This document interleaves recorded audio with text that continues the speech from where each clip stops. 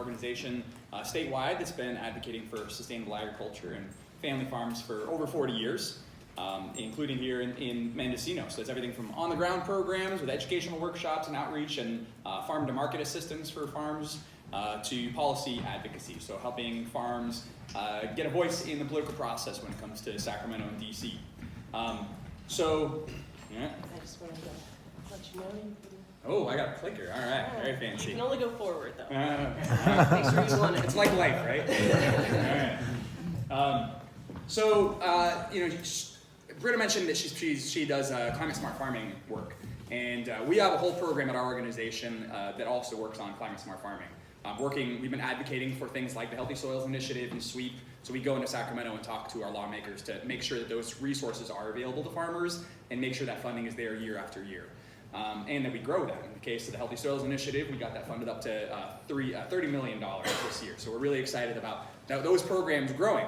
But we also recognize that as part of climate smart farming and climate change in general, it's not just about sequestering carbon and being more efficient with our resources, which is important, but unfortunately, being climate smart also means adapting to the changes that climate change is bringing, which is increased droughts, which is increased wildfires. We see natural disasters increasing in ways that we haven't seen in our lifetimes. So part of that, being climate smart, is being prepared and adaptable to the changes with wildfires. I'm coming here from Sonoma County, and just like all of you here in Mendo, we've been hit with fires that are pretty disastrous. I don't have to tell you about what we experienced in places like Sonoma Valley and Napa and across Sonoma County. We lost homes, thousands of homes, and not just communities and neighborhoods in residential neighborhoods, but the rural community was hit really hard as well. So a number of our members lost barns, lost farms, fencing, tractors, and I even had one of our members, longtime members, David, was out at Oak Hill Farm. One of the saddest stories that I heard, obviously the saddest stories are, the story that hit me the most anyway, was he'd been farming out there for over 15 years on the same parcel. He'd been saving his seeds. He had all those seeds adapted to that exact microclimate, to his particular growing method. He was an really avid seed saver. And he had a whole cache underneath his barn of 15 years of seeds that were selected just for that. And some things you can replace, some things insurance will cover. In the case of that's 15 years lost. His entire barn went up in flames, his entire house. He lost everything, including those seeds. So the devastation really seeps into every element of agriculture. And I think the biggest lesson that we learned was that we're not prepared.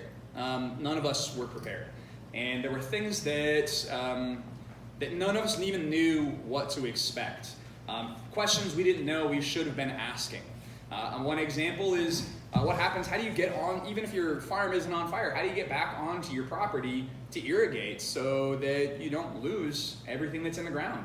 We had a number of farms who were desperately trying to get a hold of the sheriff's department to get them an escort to get onto their property, because that's an entire year for a farmer, and that could make or break you. Whether or not you can just turn that one little switch is between your livelihood as a farmer or not. So a lot of lessons learned, and one of the other big lessons that we learned was that there are a lot of resources out there. We have no shortage of resources on everything from information about land management practices to financial aid at the federal level to community organizations that provide just a whole plethora of resources for farmers and just anybody, whether it's in fire preparedness or fire response or in fire recovery. So what we've spent the last 2 years really doing is number one was raising money to provide assistance to farmers who were affected by the farms all over California. That's both in the North Bay as well as places like Butte County, where a number of farms got hit out there in the foothills as well. So we reached out to our entire community across California, and over the course of that time, we were able to raise over $380,000 to provide direct assistance to farmers, to help them get back on their feet, to get access to those resources. And again, that it couldn't have been possible without a really committed community of folks who recognize that insurance doesn't cover everything, and especially with these small businesses, tractor implements and barns and things that aren't even on the books necessarily, you can't ever recoup those losses. So we were able to provide a lot of financial resources, but we also recognized that there was so much information, so we spent a lot of time just directing people towards information, but it was so confusing as to where to send them, where to get at that information, what was relevant to a farmer in California. So what we've done over the past couple of years, or the past year, is to start compiling this information into one place that's easily accessible. So, Middle one. yeah, the middle one? There we go.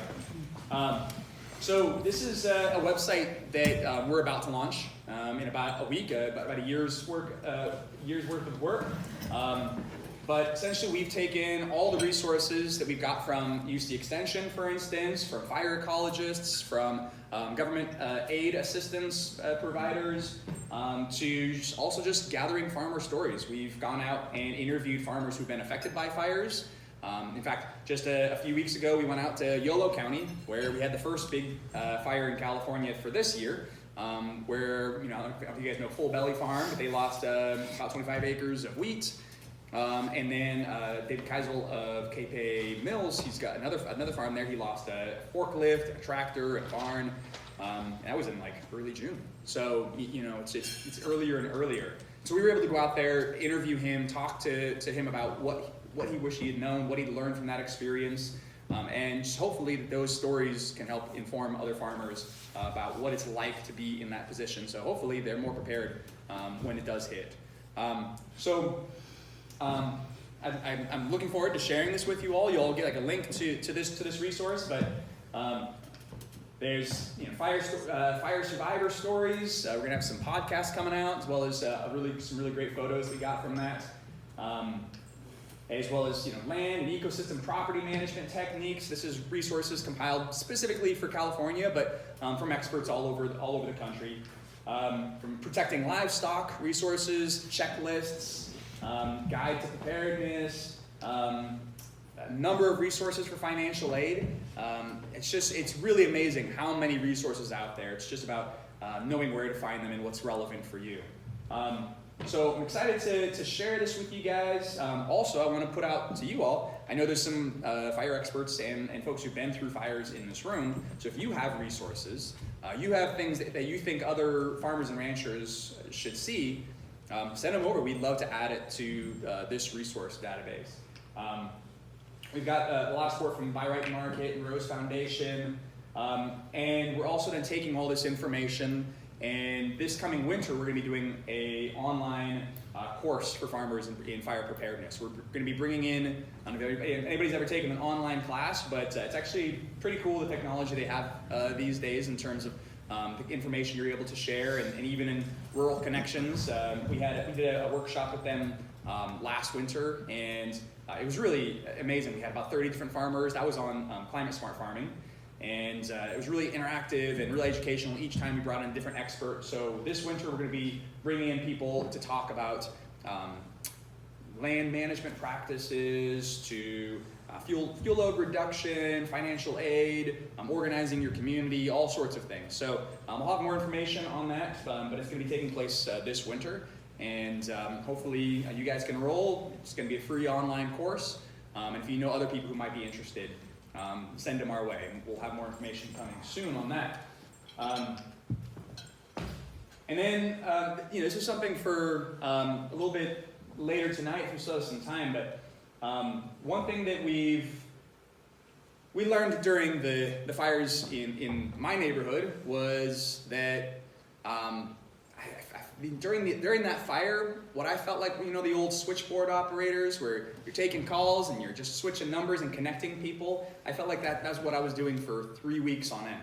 was just connecting people and, okay, you need this, you need that, you need this, and hold on, let me call this guy. I think he's got a livestock trailer, help you get those cattle out of your property, or, oh, you need some place to put your sheep, or, oh, you need some housing because these folks don't have access to a place to stay until they can get back after the evacuation.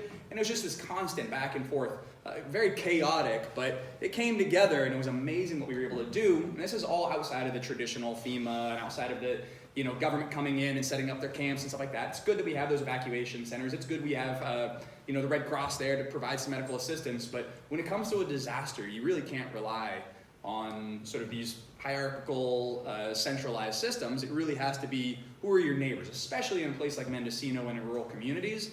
You can't rely on just government agencies. You have to rely on your neighbors. You have to rely on the community that you have in say, one particular valley. And one of the things we learned during the disaster as well was the folks that were hardest hit were the elderly and the immigrant community. So again, do you know your neighbors? Do you have those relationships? Do you there may be an older farmer down the road from you who doesn't have access to the internet, or it can't move as fast, or is going to be the last person to get word of the fire. So building those community connections, that sort of social fabric, really was the difference between life and death, was the difference between saving your land, your farm, your livestock, your family members.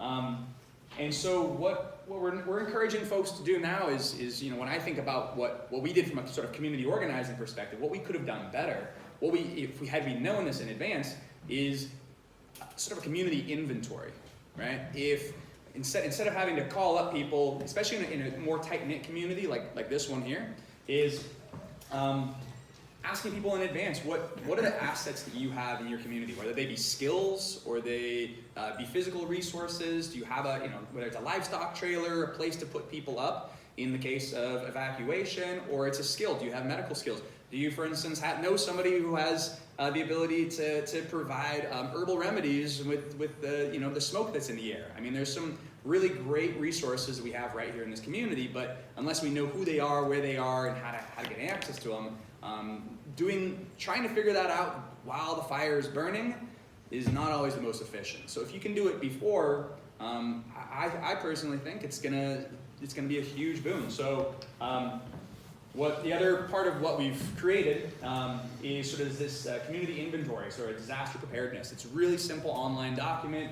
People can just simply show up, put in their information, and I'd love for like a group like this, or maybe if that's this event, the larger event that's going to be put on, is going around and asking, well, what is an asset during a fire? A livestock trailer, an extra bed, a couch, a truck, the skills for repair. I mean, all these things are going to be valuable during a fire, and then asking, what do you have? And then being able to put that onto an online. So this is basically a really simple form. You just simply put in, I've got tools, I've got housing, I've got a truck, I've got fencing materials. You're not necessarily promising you're going to have all that when the fire is burning, but at the very least, you have community organizers who can access something like this. This is all then populates an online spreadsheet. They can simply go in there. They get a call from someone saying, hey, I need to get these, I need to get my sheep off my property, but my livestock trailer is on the other side of a fire. You can simply go in there, do a quick search and say livestock trailer, bam, 3 people come up. You make those 3 phone calls, say, hey, do you still have that livestock trailer? And so that's the kind of organization, and it's not perfect. I don't think it's going to be the most efficient thing in the world, but I do think that it's going to make that response a lot easier. So I'm happy to share that with you, and maybe at this next event we can really dig into that, or if there's time at the end of here, even just getting to do this. And this is kind of an online version of doing it, but even just doing it in person here, while writing down, well, what do I have, and what are the assets that come in handy when fire does hit. So just some of the examples. You mean culinary skills? I mean, one of the things we saw that was hugely important during the fires was we had thousands and tens of thousands of people who were out of their homes, away from their kitchens, businesses that were closed down, grocery stores that were closed down, grocery stores that were entirely burnt down, right? And these community kitchens started popping up in churches and grange halls and restaurants that were shut down that just started, cooking up emergency food. I'm sure it was happening here, but knowing who has those culinary skills to be able to volunteer, knowing what commercial kitchens might be available, or restaurants that would say, in the case of a fire, I would absolutely offer up our kitchen to make that happen, and being able to contact those people instead of doing it while the fires are burning. So just one idea to consider for this community, and I'd love to help facilitate that and just see it happen here. But without further ado, I think one thing we talked about was the value of sharing farmer stories and hearing from people who have been through it and have that on the ground experience. And so, maybe bringing up Adam. Yeah. Adam, are you all set to go? Yeah.